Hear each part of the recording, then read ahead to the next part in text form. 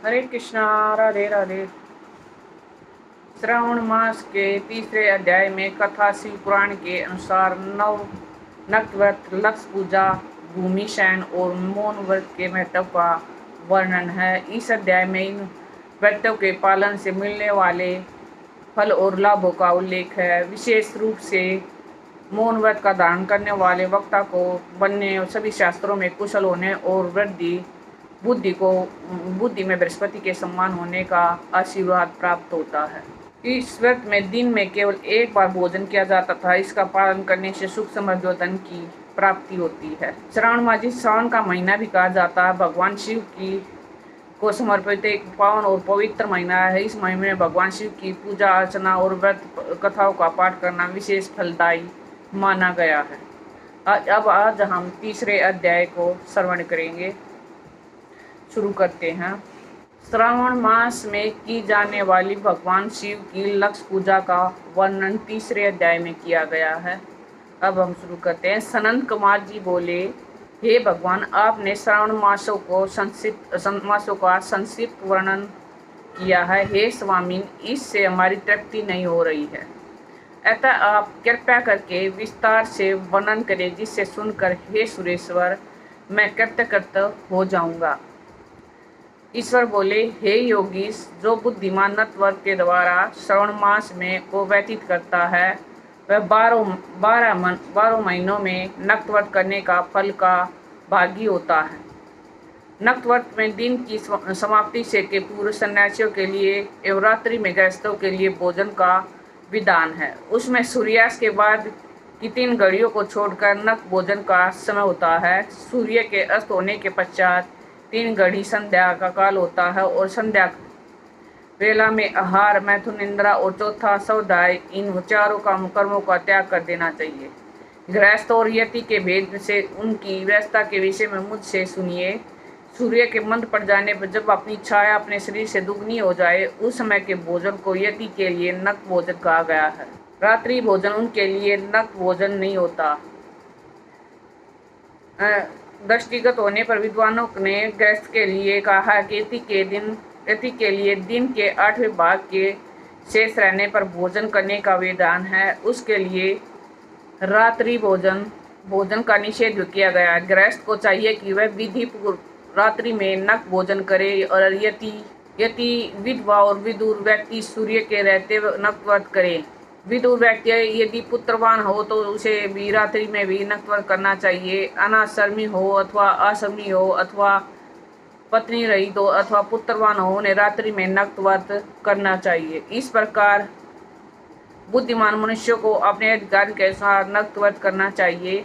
इस मास में वक्त करने वाला व्यक्ति परम गति को प्राप्त होता है। मैं प्रातःकाल स्नान करूंगा, ब्रह्मचारी व्रत का पालन करूंगा, नक्त भोजन करूंगा, पृथ्वी पर सोऊंगा और प्राणियों पर दया करूंगा। पृथ्वी पर, हे देव, इस व्रत को प्रारंभ करने पर यदि मैं मर जाऊं तो हे जगतपते, आपकी कृपा से मेरा व्रत पूर्ण हो, ऐसा संकल्प करके बुद्धिमान व्यक्ति को श्रावण मास में प्रतिदिन नक्तव्रत करना चाहिए। इस प्रकार नक्तव्रत करने वाला मुझे अत्यंत प्रिय होता है। ब्राह्मण के द्वारा अथवा स्वयं ही अतिरुद्र, महारुद्र अथवा रुद्र मंत्र के से इस महीने में प्रतिदिन अभिषेक करना चाहिए।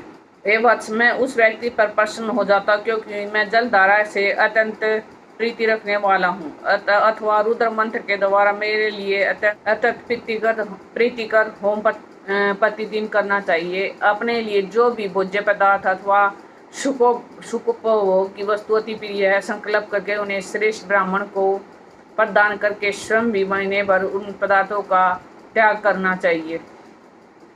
मुने, अब इसके बाद उत्तम लक्ष्य पूजा विधि को सुनिए। लक्ष्मी चाहने वाले अथवा शांति की इच्छा वाले मनुष्यों को लक्ष्य बिलपत्रों या लक्ष्य दुर्वादलों से शिव की पूजा करनी चाहिए। आयु की कामना करने वाले को चंपा के लक्ष्य पुष्पों तथा विद्या चाहने वाले व्यक्ति को मल्लिका या चमेली के लक्ष्य पुष्पों से श्री हरि की पूजा करनी चाहिए। शिव तथा विष्णु की प्रसन्नता तुलसी के दलों से सिद्ध होती है। पुत्र की कामना करने वालों को कटेरी के दलों से शिव तथा विष्णु को पूजन करना चाहिए। बुरे स्वप्न की शांति के लिए धान्य से पूजन करना चाहिए। पूजन करना प्रशस्त होता है। देव के समक्ष निर्मित किए गए रंगवल्ली आदि से विभिन्न रंगों से रचित पद्म, स्वस्तिक तथा चक्र आदि से प्रभु की पूजा करनी चाहिए। इस प्रकार सभी मनोरथों की सिद्धि के लिए सभी प्रकार के पुष्पों से यदि मनुष्य लक्ष्य पूजा करे तो शिव जी प्रसन्न होंगे। तत्पश्चात उद्यापन करना चाहिए, मंडप निर्माण करना चाहिए। मंडप के त्रिभाग परिमाण में वेदिका बनानी चाहिए। तदंतर पुण्य अर्चन कर आचार्य के वर्ण करना चाहिए और मंडप में प्रविष्ट होकर गीत और आदि शब्दों से ध्वनि से रात्रि पूजन करना चाहिए। उसके ऊपर तांबे का अत्यंत चमकीला तथा पल्लव कलश स्थापित करना चाहिए। उसमें रेशमी वस्त्र से वेष्टित कर देना चाहिए। उसके ऊपर पार्वती पति शिव की स्वर्णमय प्रतिमा स्थापित करनी चाहिए। तत्पश्चात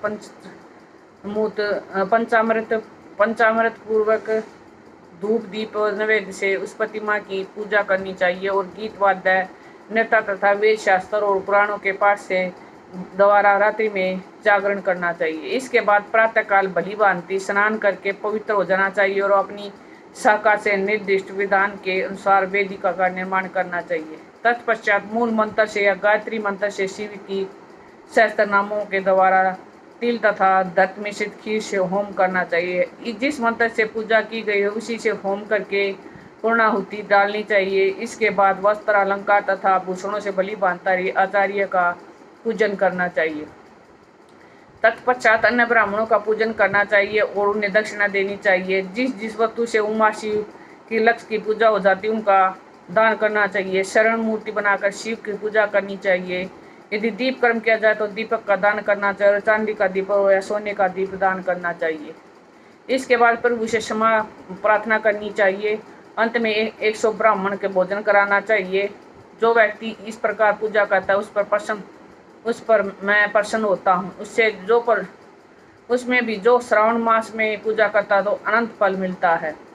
यदि उनके लिए अत्यंत प्रिय कोई वस्तु मुझे अर्पण करने के विचार से इस मास में कोई त्यागता है तो अब उसका फल सुनिए। इस लोक में तो परलोक में उसकी प्राप्ति लाख गुना अधिक होती है। सकाम करने से अभिलाषित सिद्धि होती है और निष्काम करने से परम गति मिलती है। इस मास में रुद्राभिषेक करने वाला मनुष्य उसके पाठ की अक्षर संख्या में एक अक्षर के करोड़ों वर्षों तक रुद्र लोक में प्रतिष्ठा प्राप्त करता है। पंचामृत या अभिषेक करने से मनुष्य अमरत्व को प्राप्त होता है। इस मास में जो मनुष्य भूमि पर शयन करता है उसका फल मुझसे सुनिए। हे दिलश्रेष्ठ, मनुष्य को 9 प्रकार के रत्नों से जड़ी हुई सुंदर वस्त्र से आच्छाद बिछे हुए कोमल गद्दे से सुशोभित देश तकियों से युक्त रम्य और स्त्रियों से विषित रत्न निर्मित दीपों से मंडित और अत्यंत मृदु और गरुड़ कार के प्रवाल मणि निर्मित अथवा हाथी दांत की बनी हुई अथवा चंदन की बनी उत्तम तथा शोभा प्राप्त करता है। इस मास में ब्रह्मचार्य का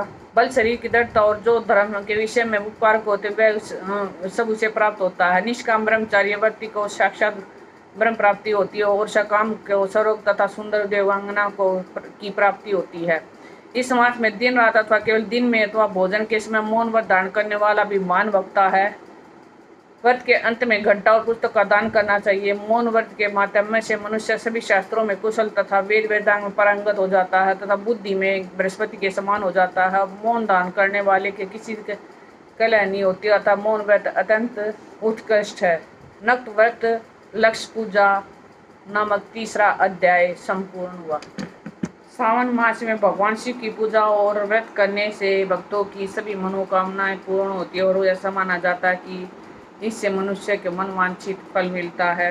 यह अध्याय भगवान सावन मास के शिव की महिमा का वर्णन करता है।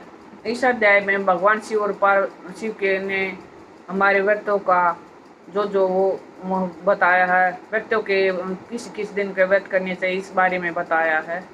प्लीज़ हमारी वीडियो को ज़्यादा से ज़्यादा लाइक शेयर एंड सब्सक्राइब कीजिए।